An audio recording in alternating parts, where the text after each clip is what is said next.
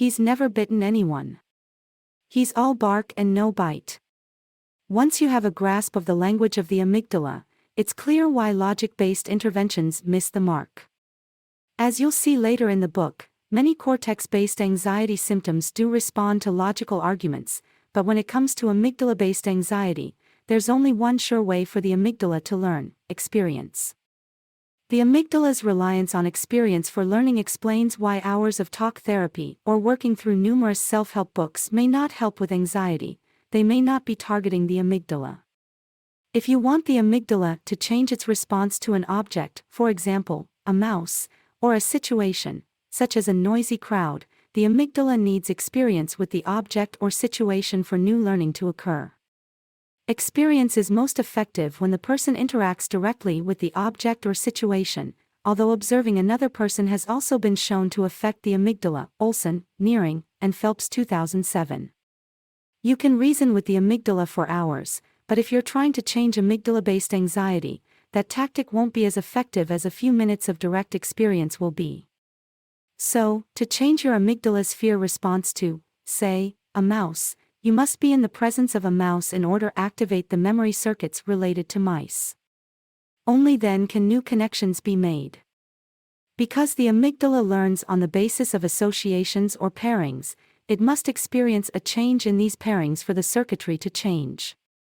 Not surprisingly, when your mouse memory circuits are activated, you're going to feel some anxiety. Unfortunately, people typically try to avoid such experiences, and this avoidance prevents the amygdala from forming new connections. Returning to the example of the mouse, you may even try to avoid thinking about mice, because just the thought of a mouse can cause the amygdala to react, initiating an anxiety response. The amygdala tends to preserve learned emotional reactions by avoiding any exposure to the trigger, which decreases the likelihood of changing that emotional circuitry. Being the ultimate survivalist, the amygdala is purposely cautious, and its default setting is to organize responses that decrease your exposure to triggers. But again, amygdala-based anxiety responses won't change if the amygdala is successful in avoiding triggers. When you come to terms with the idea that you need to activate the amygdala's circuits to generate new associations, you've learned an important lesson. We like the pithy phrase, activate to generate, as shorthand for this requirement, which is perhaps the most challenging lesson in the language of the amygdala. It's challenging because it involves accepting the experience of anxiety as necessary for new learning to occur.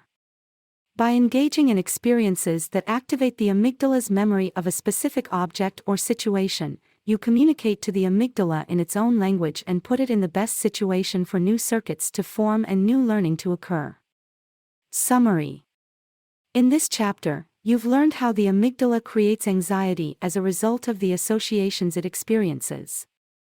You've learned that one of the main functions of the amygdala is to protect you, and that the amygdala creates memories that you may not be aware of but experience instead as emotional reactions. The amygdala has an immediate response system that can take over both your brain and your body when it feels you're in danger.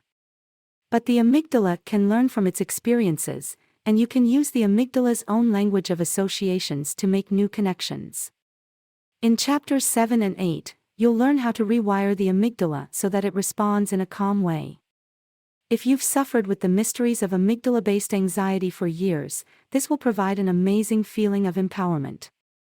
Chapter 3. How the cortex creates anxiety.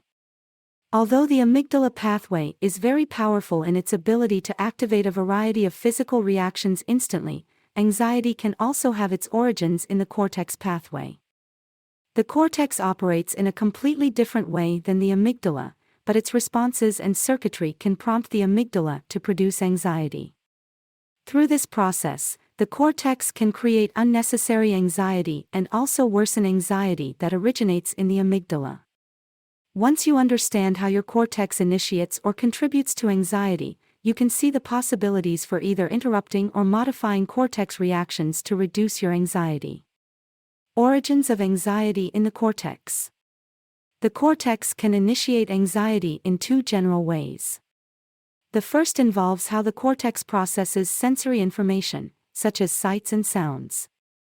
As discussed, the thalamus directs sensory information to the cortex, as well as to the amygdala. As the cortex processes this information, it can interpret perfectly safe sensations as threatening.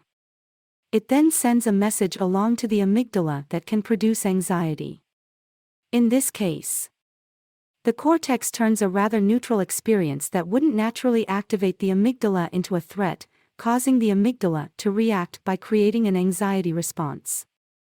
Here's an example. A high school senior who had applied to several colleges looked at the mail and saw an envelope from one of the colleges he'd applied to. Imagining that it contained a rejection letter, he had a few very anxious moments before opening the envelope. As it turned out, he'd been admitted and had even been awarded a scholarship. Nevertheless, his cortex initiated an anxiety response by interpreting the sight of the envelope in a way that created distressing thoughts, and these thoughts activated his amygdala. This type of cortex-based anxiety depends on the cortex's interpretation of the sensory information it receives. The second general way the cortex can initiate an anxiety response occurs without the involvement of any specific external sensations.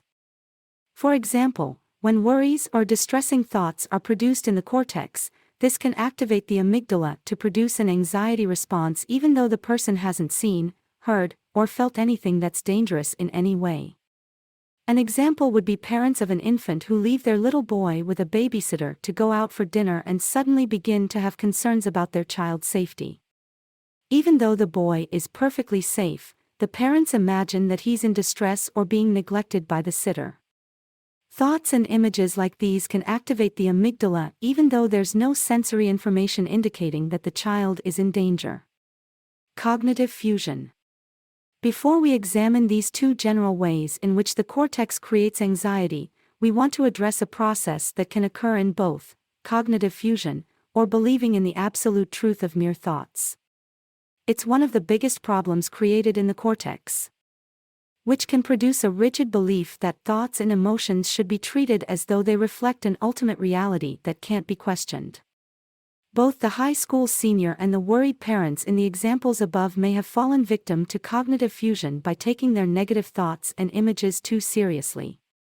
Confusing a thought with reality is a very seductive process due to the cortex's tendency to believe it possesses the real meaning of every thought, emotion, or physical sensation. Actually, the cortex is surprisingly prone to misinterpretations and errors. It's common to have erroneous, unrealistic, or illogical thoughts or to experience emotions that don't make much sense. In reality, you need not take every thought or emotion you have seriously. You can allow many thoughts and emotions to simply pass without undue attention or analysis. In Chapter 11, we'll discuss cognitive fusion in detail, help you assess whether you're prone to cognitive fusion.